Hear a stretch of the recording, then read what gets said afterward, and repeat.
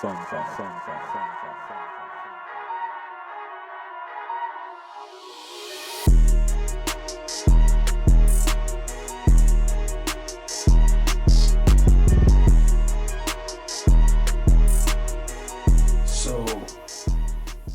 think we was almost headed in this direction before on a what do you play for tip, right? But I think we going I think we was talking about the rings and the you know the accolades, right? Versus accolades thing. But I was just thinking about what would you rather be? What career would you rather have? Just briefly, I want to know what career would you rather have? What type of, or does it speak to what type of person you are? You want to be a Robert Ory or Derek Fisher, or you want to be a Allen Iverson, or or Damian Lillard? How we was. What's the difference between the two, though? The champions that won, you win it. You win it one time. It might be just a lucky thing. You win. You on 2 championship teams. It's like, yo, wait, you on 3 and 4 and 5 and stuff. Is a trend. You're a champion. Like you get a lot of rings. Like you are a great piece to a puzzle that works. Now Ori was a great piece to a lot of different puzzles. Derek Fisher just so happened to be with Kobe every time, you know what I'm saying? And then you get like a Bubba Chuck and a Dame. Now, maybe that's two polar opposites, too much, you know what I'm saying? Because like it might be obvious to some. It's crazy, it's really polarizing because when I posted on the gram, it's like you'd be surprised how many people would because you play the game to win at the end of the day. And it's just an interesting thing to me because a lot of people would, want to be Bubba Chuck or Dave. That's all I'm saying. Well, we talk about the difference between, okay, what's a championship and what's a player with a chip on his shoulder, right? Yeah. What's the difference between the two? Yeah. It's the difference between winners and losers. Yeah. Right? So you look at the reasons you play the game, why you play the game. Don't cheat the game. Get the game to cheat you. Right? So if you're playing the game to win, playing the game by the rules of the game, yeah, the game gonna treat you good. Mm-hmm. Now, being a star is being a star. Yeah. That's something that's gonna be destined for anybody put in that situation. Right? So whether it be prodigy, being ordained, or coming up and being a surprise, and nobody ever really expecting you to be at this particular juncture. So you look at the things in which you can control, playing hard, playing the right way, putting your sauce on it, make sure everybody like you. But that comes along, like even the last part, making sure everybody like you, comes along with the leadership side of people not liking you. Yeah. Because you want everybody to like you, and those people, it's those people in the elevator that's like, what the fuck y'all always smiling for? It's that grumpy. It's always gonna be the grumpy one in the group that's gonna think otherwise. It's a bad plan. It sound bad. You know what I'm saying? It's always somebody that's gonna balance it all out. Yeah. Sometimes it gotta be you. Sometimes you gotta be the balancer. Sometimes if you're not the balancer, what are you? If you're not a piece into a championship mentality, you're looking at it from one team. You're a dude that has a chip on your shoulder. You got something to prove, and that's a me. That's a me versus a we. One team wins the championship at the end, but it's a whole lot of individual winners in that season. They actually get awards, trophies sent to them, plaques sent to them of certain things, and so you it's a bunch of achievements that you get along the way that some players may have got the ring, but they have no achievements, no accolades, no clout, no extra respect, no prestige But that's where you look at the movies, right? Where the guy that has all those accolades but no championship, the one thing he can't say when they start throwing the jokes back and forth, well, you ain't got no ring. That shut the party down. Because as athletes, see, it's a difference between how fans take it and how athletes take it. So I'm gonna speak from the athlete perspective. Yeah. That there's nothing more important than the championship. Yeah. There's nothing more important than winning more than losing. So if your record is more wins than losses, like at the end of that season, you're not satisfied, but you're not disappointed, right? So if you're talking about individual accolades and things that you achieve upon playing, those things come as bonuses.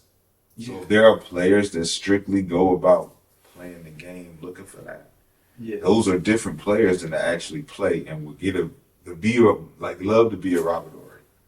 Love to be a Robert Ory. For why not? Because I'm winning and I'm contributing to the wins. I don't have to be the star. I don't need that kind of pressure. But when it comes down to the line and you need a shot, you come to me. But what if you're not respected like that and you're not valued enough for your contributions, right? There's to no such thing. champions. So watch this. So listen to this. There's no such thing as being valued enough or respected enough. There's no such I'm gonna say a name, and this is a dude that I would really love to interview just to get his perspective. Because I'm gonna say a name of somebody who won championships in the NBA. Not one, not two, but 3 in a row. All right?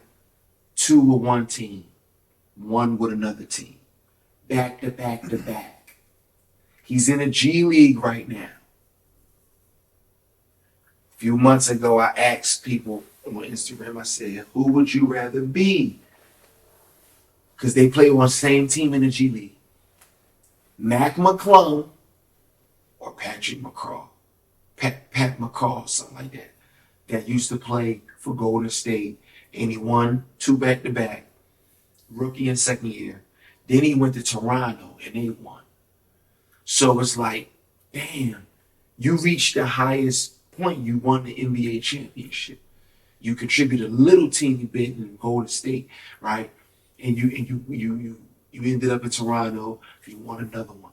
But you on the same G League team as a star, a fallen star that was supposed to be, he should get a spot.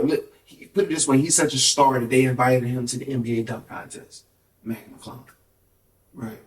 But he on a G League, same G League roster as Pat McCaw. A 3-time champion. Not valued enough to be in the big show. See, that's the thing. The value doesn't come as an expected commodity anymore. So the kids that's thinking that just because you played and you was on the team that you're supposed to play and you're not supposed to prove your spot, that's gone. There's too many young kids out here that running around doing the same thing everybody else do. Run, jump, and shoot. Run, jump, and dunk. Run, jump, and rebound. Everybody do the same thing. When I was told at 27 that you got to start looking at other places to work because, it's getting a little, I'm 27. So when it's told to me, I can only imagine what it's told to anybody else in that position that, either won championships or feel overvalued or undervalued. These are all emotions that guys got to get rid of because it's a business. When you talk about sports, it's all business. You can't be emotional with expectations of what should be, could be, and might be based on your production. And can you beat this dude out of his job? And we're going to give you opportunity over him. What makes you so special? Your name, your resume, that's not good enough. Because you can't prove the rest. You deserve this. We need to see it.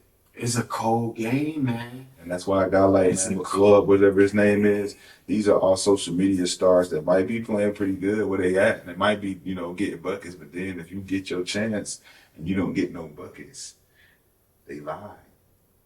No, but it's like this. You in only the G get one League, chance. he be get like in the NBA, like when you get the chances, when you get the minute, he shows signs. They don't want to see But signs. then, but I mean, they be good That's the enough, point. but they like, We're not invested in you. yeah. We don't want to see signs. You're down there. Either you're a star or not. You can't call him a star if he comes up here and shows us signs and shit. No, this what he do. He come up and show you, oh yeah, he get a fast break. He gonna be a star. We're down 30. No, there, but look, so they like, can he play a role? We got stars. Bro, Can you play a role? He's too little. So he need to go to a team that just so happens to need a star like him. And guess what? He The Nate NBA is Robinson. too crowded. He Nate Robinson. I agree, man. Listen, the NBA is too crowded. I've been saying this for a long time. But what do you need him for? The NBA is too crowded. It's a bunch of hymns. But what do you need him for if there's a bunch of hymns? That's what I'm saying. So you don't need him. So he's irrelevant. They don't That's why a guy like Miles Pat. Powell. Look at Miles A Powell. guy like Pat McCall should never look at the situation like I'm next to this guy because this guy is nothing but someone that's in your way. Like if you're looking at him as someone's in your way instead of some guy that's going to surpass you, you already beat. They're going to pick him before you anyway because you looking at him. Man, I ain't looking at nobody. Mm-hmm. What y'all looking at me for? Because my eye on the prize the whole fucking time. They so mad that I'm not paying them no attention. That's Jordan Poole. We don't look at y'all. I don't need to see what you're doing. I don't need to see your preparation. Jordan Poole was like, hey, listen, bro. Stop me. When I get the ball, I'm going to dance. Stop me. I'm going to dance. Can you stop me? I know it's your show. Hold on. I'm going to let you He finish. can stop me. Yeah. We're not giving the ball up until he answers the question. Can you stop me? Right. Right. We're going to find out.